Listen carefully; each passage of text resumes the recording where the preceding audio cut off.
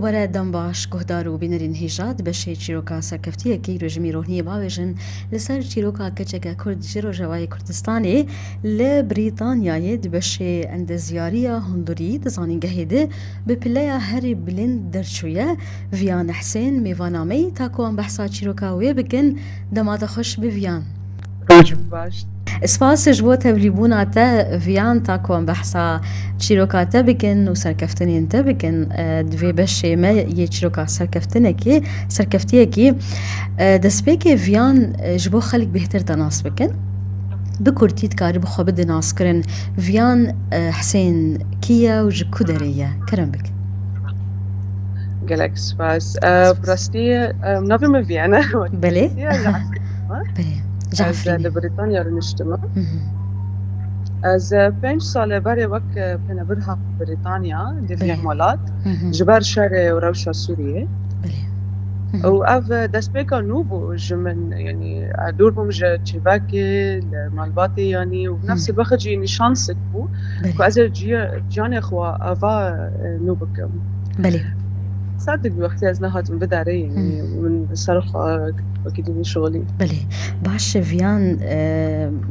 خالق خوش تا گوت کو از هاتم جهکی و جواککی کوسکاربم خافا بکم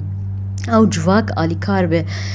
بتره و آلیکار به جبوتا نها دسپیکاتا لوی ولاتی چاوا بو کی کسکی کو چوی جواکک نو زمانک نو او قناق چاوا بو زحمت بو والله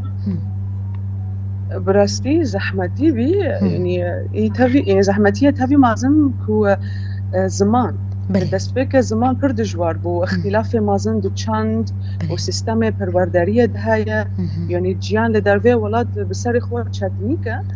پشتی 10 سال جنابونا يعني جو صفر دست بکا و بتاني سر خواه بيت لو الیکاریه چتن بو زحمتی راستی بو بله باش ویان ام بحثا قناغا خوندني الباتا بكن بري كوت دس بكار بك بشي اندزياريا هندرين باورم يان هندسا عمارة دس بكر ام بحثا خوندنا تبكن شاوا درباسي في خوندني بو تاني زمان كو جوهرتن پر هي دشي ويا خوندني وسيستما خوندني نافبرا ولاتي ما او جواكا هان ام بيهترش تناس بكن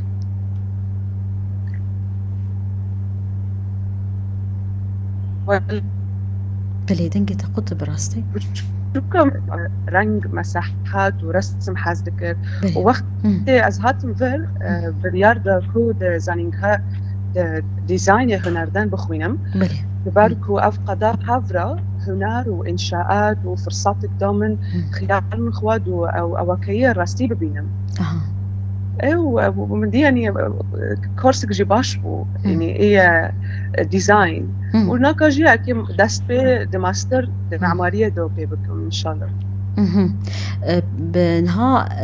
خوندنا وي تاني زمان كو مثلا ديزايني وتشكرنا او خالي انجريداي تصميمي فيان واندزياريا عمارة واندزياريا هندرين يان يا ديزايني بخوا بيتر جريداي هافن ها لغوري تتزان جبوكو خلق جبهت الناس بكن دبشي اندزياريا هندرين بسر بكا فتكار بري خوا بده هندسة عمارة تشاواي او سيستم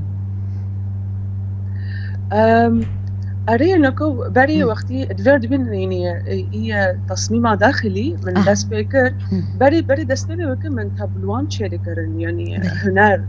ووقتها قلت يعني هنر ومعماري وتصميم داخلي جا نفس المجال ووقت بين نفس رسالك هيا بلي باشا انها فيان خوندنا ويش قاسي دريشكر زحمتي بتر درباس بون دوی خوندنی دیان كيف تجر دهات تكاريب وان زحمتيان درباس بكو بسر بكو بشوي كي باشي خو پیش بخيتا كود كاربه بپليا هري بلند دربچه أري بخا 3 سالا يعني دي جامعات دو درجة كر زحمتي أري من شو داس بكر راستي بصبري يعني وخباتي بجوار وقو مناطر سيكا برسكم يعني غير خوا برسكم وج تجربات كي دوب علمهم من خواس يعني دسبيرة إرادية وأفين خوا يجب هناري وديزايني وأف هر قافك يعني موتيفات دومن وبردوان بكم وأزنا يعني ننتمي دمجال هنر دو معمارات معمارية دو يعني از برنادو باشه ویان هات دمجالی خودت کار دکن ها کاری دیزاینی ده کمپانیان ده چیکرنا برگین برهما ده ام بهتر ناس بکن ده درباره کاری تنها اره براستی من از پر مجالات دو نقاز دو شغلم يعني از ده هنر دو شغلم لتابلوان ومعارض وبنفس الوقت جي مجالات ديزاين ومعمارية دو باش بلي برضه اريو ممكن داس بيكج ماستر بكربو يعني بيشتي ماستر يعني مدخواست اثار بروجاكاين لرجواي بشغل بلي باورم برگی برهمك هبو يا دكتور مات باورم جه كاري تبو ديزاينا برهماوي بحثا خباتا روج آوا دكر اري بلي كاري بحثا في كاري بكوي باش بلي اري يعني بر كاري من صار جنن كردينا براسلي ويعني مروفاين قضايا يعني ايه مروف فمن اعتمدوا خازم كو جنن كردي عوين بيشه لسال بلاتفورمنا الفيداري لبريطانيا وصار كينوبا اخذهم ويعني كينا ام كرد يعني بس طريقته هناردو وديزايندو بلي فيان ام بحثا تابلوين تبكن كاري شوكاري ونسازي كاري كي تتد سركفتي راستي وبشداريا تد قالك بشنجهن اوروبي هنن تد برياوان تابلويان تدخازنا ميان ريك هناك ارماجين تهنن ام بهتر ناس بكن برياوان تابلويان تشدو خاص بده ديار كرن وطيبت منديا تابلوين تشنا كلامك اري تابلواني من لسر كانان الجنان كردنا ناس نماية چاندا كردي وولاد يعني از حاول دكم كودنگ وتجربان جنن كردي بهنر بهينم طيبات ما عندنا من ديزاين وهنردار وفنون بصرية يعني هر قافة حاول دكم هنر چاند وعلي ياكيا مروفي بهافرلي ارمان من كو از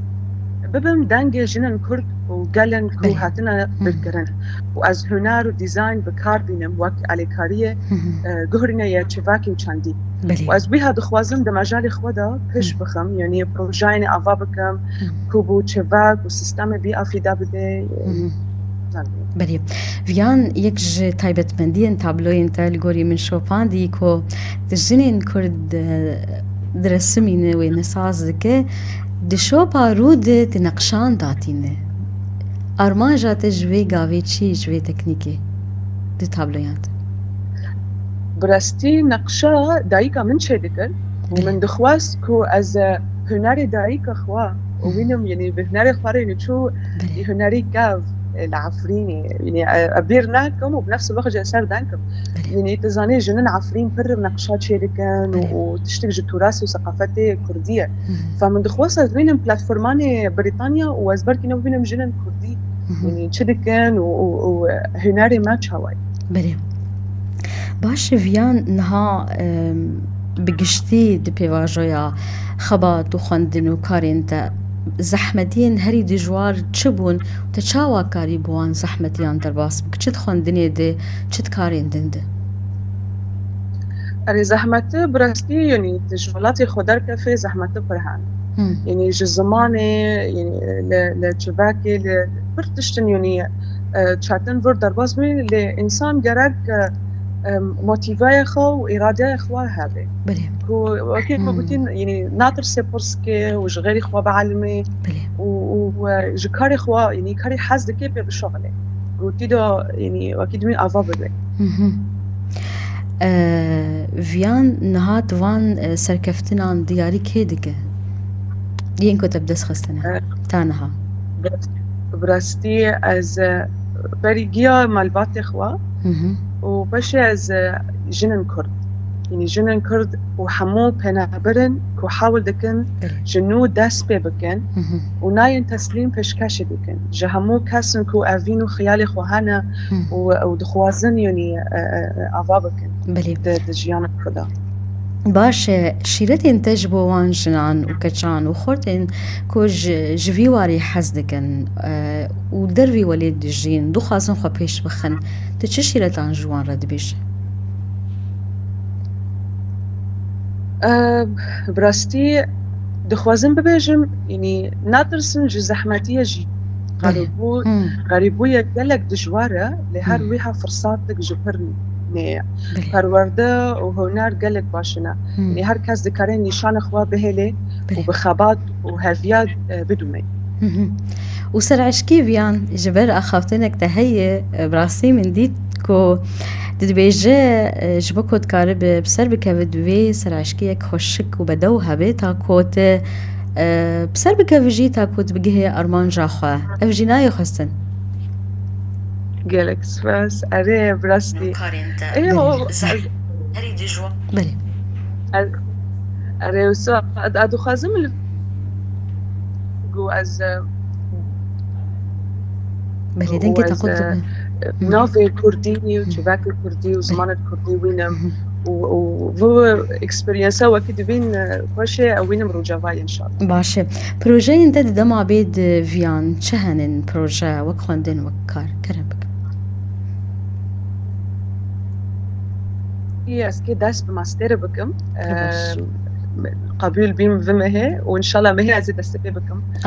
ده معماريه ده برباش كيشان زاني قهويان اوكسفورد پرباشه ام هیویا سرکفتنیش سره دخوازن داویت بخواستش کی بیجه یان خالق من نپرسی کرمک قالك سباس تكم وناس دخوازم يعني هر كس لأوروبي أو لوالات قانون هاي هدفك حياتي ده هاي شغل جبرجو خش أم بر على كرد شركن و كرد كانم بكن بله بركيف خوش بوم فيان حسين تمر ابو برياد تليفوني عند زيارة كرديا سركفتي تو هردم سركفتي بي